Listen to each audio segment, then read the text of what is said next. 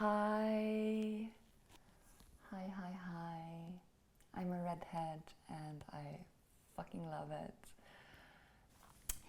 Huge breaking point for me to leave my blonde locks behind and go for it's colored with herbs,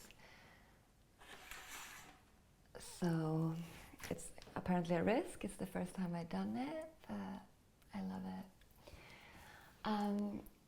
So today I am gonna share my journey with anti-depressants.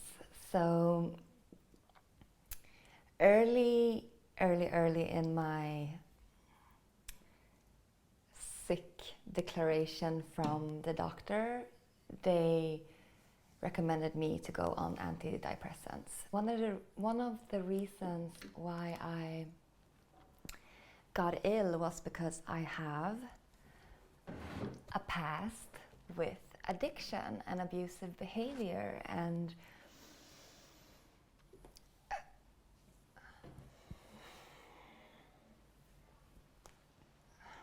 so for me the absolutely most important thing was to regain control over me again.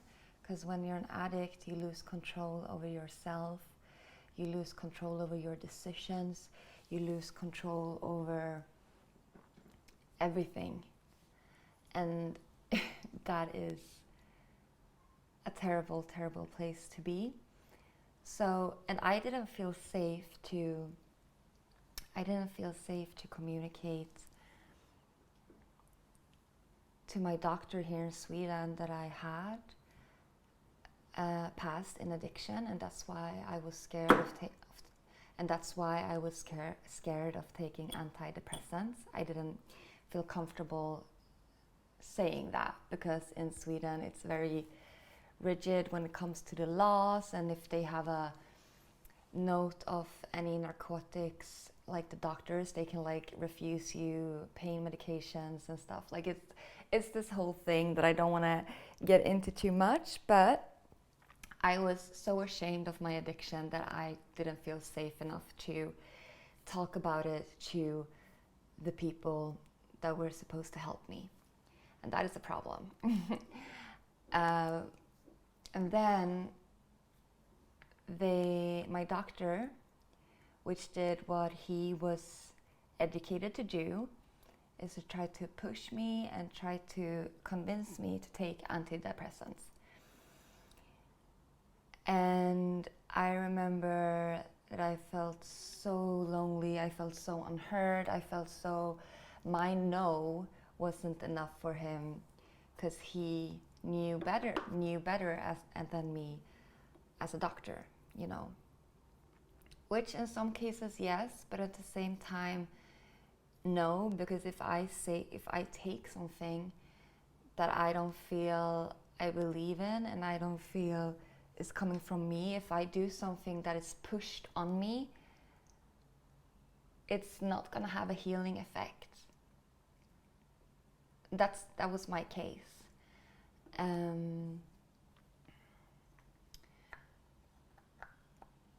But the other reason why I didn't take it, and I think that one is more common than having an addictive past, is that I felt like a failure. Like, no, it's not that I failure, but like, you know, the whole like, I can do it by myself. I put myself into this shit so I can take myself out of it, kind of, which is a very dangerous place for me to be, because no, I didn't put myself deliberately in this place. I didn't make myself sick. On education, crime, trauma, lack of actually getting help when I did search for help, like prior to my sick leave, I did try to get help from various psychiatrists here in Sweden, but since I was honest with my drug use, they didn't want to help me. Even though I said I'm not I'm not smoking weed right now because weed was my addiction. I was drinking, but that wasn't the problem, even though drinking always was the fucking problem.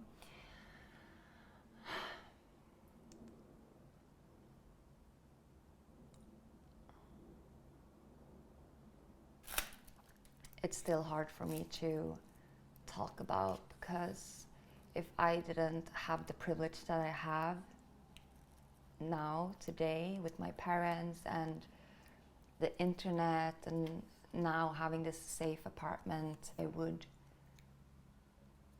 I don't know where I would be. The suicidal rates, sorry if this is triggering, but the suicidal rates in Sweden are increasing, and they're increasing especially when it comes to people with fatigue syndrome. That's been a part of what I've been a part of, especially people with drug use, and putting shame on people that's seeking help, like the psychiatrist did. They were private, they were trauma informed, they were specialized. That was toxic. That was fucking toxic. That almost killed me. Yeah. So, but thank God I got smacked in the wall and my body shut down, and I decided that this is my lesson. I decided that when now I'm ill and in recovery, not from drugs, I'm healed from that, but I'm in recovery of my fatigue, my PTSD, all the ways that this has affected me. And I'm in recovery of myself. So back to antidepressants. So for me, I just want to shine a light that it's very important that you take it if you feel like it's coming from you. So right now, I am ending my journey with antidepressants. It came to a point when it's been like 6 or 8 months where I was just struggling. I didn't get any better, and I realized that I need to try everything. And I also realized that the mindset that I had, that like, okay, I thought that maybe microdosing psilocybin would be okay to help with my depression, but not taking scientifically proven drugs. Like, that mindset is also, it comes from a mistrust in the system, which is eligible, which I didn't ever have, but I received it through how I got treated by the system. And I'm a white privilege born Swede.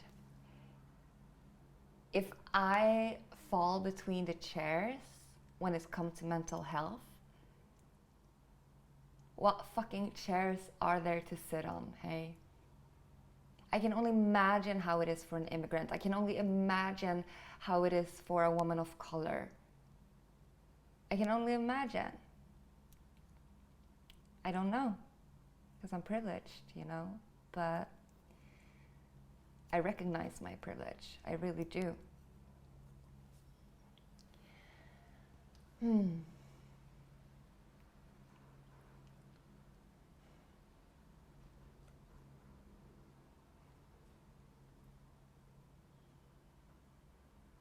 So it came to a point where I said to myself, you know what, I'm gonna try everything. I need to let go, I need to give up, I need to let go of the idea that I can fix myself. Because having ownership of your healing journey, having ownership of moving forward and change my life, I have control over that, but I also need to let go over the fact that my mind and I can I need to accept all the help and I need to understand that I don't know everything, you know?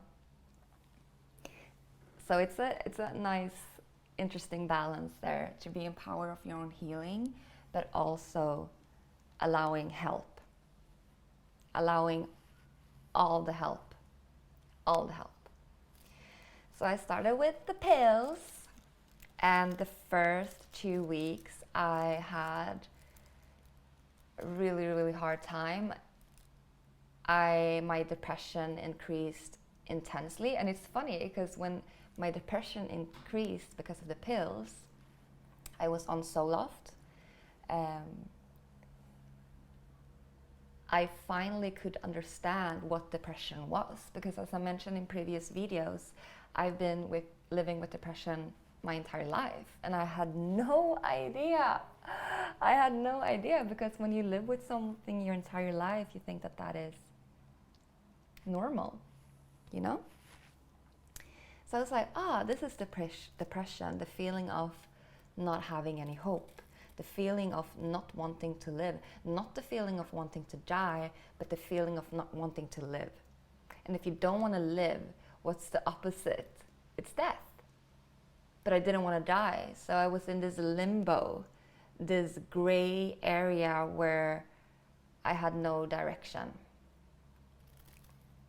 I had no life in me left, you know. So thank God to my family, thank God to the beauty of the world that I always been able to see. And so I realized, due to the pills, what depression was, and after a couple of weeks I started to notice, I didn't start to notice anything in the beginning. I remember I was like, I don't feel anything, and then my therapist that I really trusted, she said, then it's good. Then it's good. And I was like, okay, then it's good. You know, I gotta keep on doing it. And then my doctor wanted to increase the dose, which I did. I had another 2 weeks of fucking hell.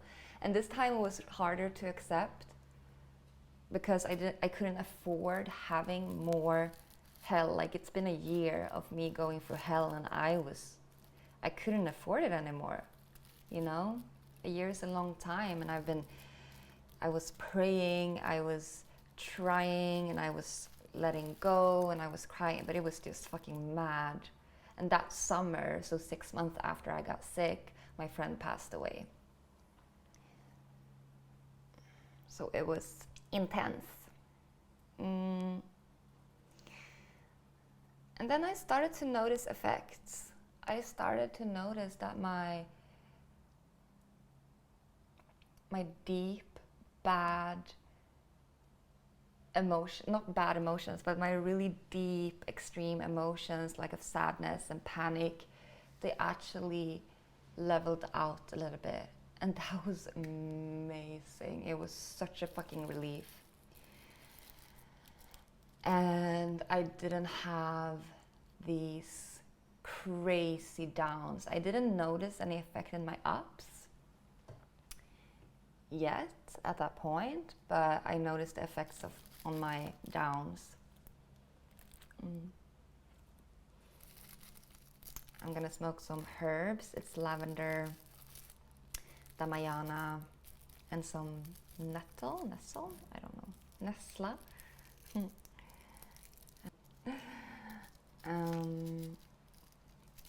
Actually, a tip if you're struggling with weed addiction, what got me sober was obviously like a very determined brain. Like, I just lived through the fucking waves. Like, it was mad. It's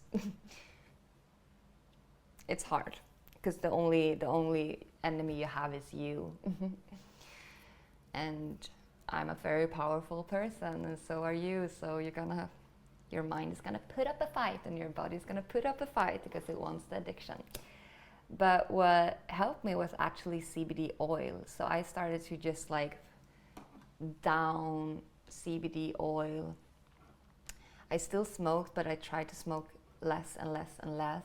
And then 3 months before my fatigue syndrome, before I hit the wall, I was completely sober.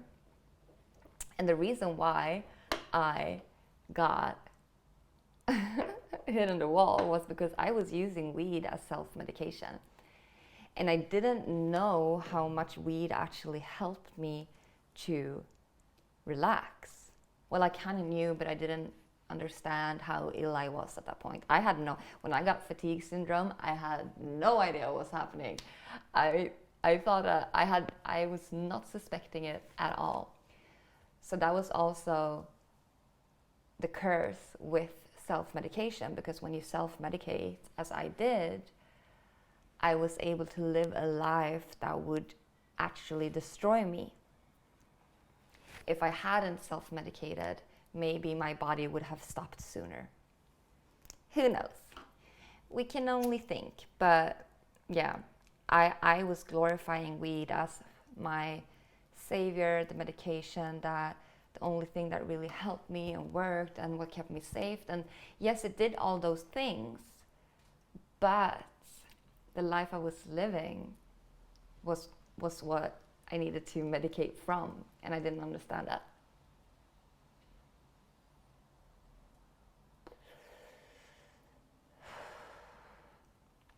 Yeah. And now I wanted to invite you to me slowly stepping down of pills and actually becoming not wanting it, because lately, the last summer, or this summer, it's September now, and I just haven't, I feel a numbness. I feel my feelings still, but I feel detached.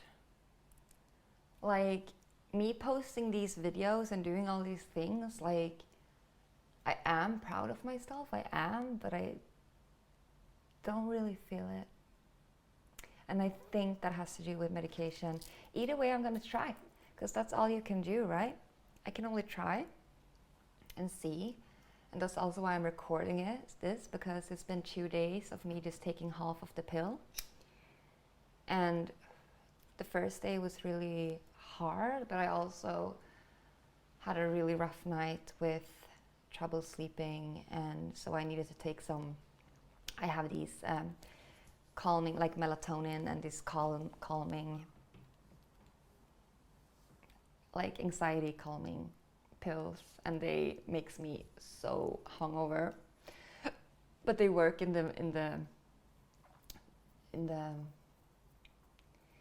heat of the moment, so they're worth it to have as a backup. But today I'm feeling good, I'm feeling happy. So we'll see. Because I did try to cut back on the pills before the summer, and I took half of the pill and for 2 days, and I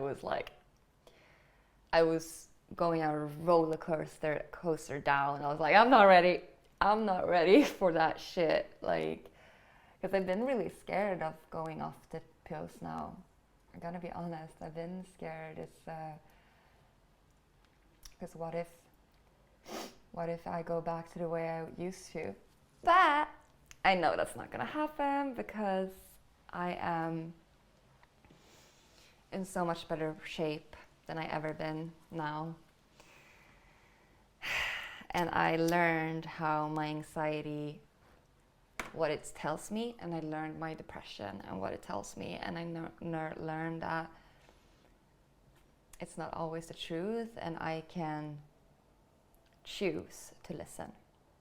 I hear it because I don't suppress anything, because if you suppress it, you ignore it, and then you become ill, you become stagnant energies in your body, and that makes you be in emotional and physical pain or numbness.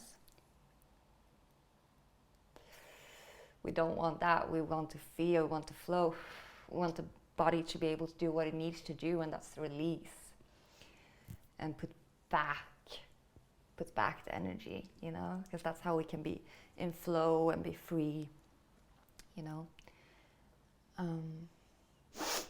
But yeah. So we'll see how it goes. I'm gonna update you. I am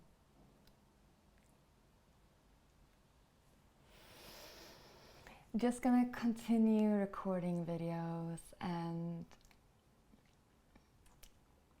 honestly, please give me some fucking feedback, like, because I'm just talking and rambling, and I know that, or maybe don't give me feedback, I don't know. I know that maybe I should make a plan more about what I share about, but I just don't feel like doing it. I'm so scared of putting myself in like in a box where I can be right or wrong about this. I just want to flow. I just want to share. I just want to be me. I just want to not think about what I'm gonna say, how I'm gonna say it. Because when I do that, like, I'm so used to being in that state of mind, and that state of mind, that perfectionism, is what made me so ill as well. So I am trying to just accept me being as I am and talking from my heart and let it flow out the way it wanna flows out. Okay, so that's it for today. Like, seriously, look at this motherfucking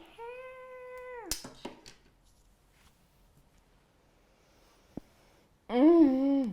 Seriously. I love it. It's a little bit wet still.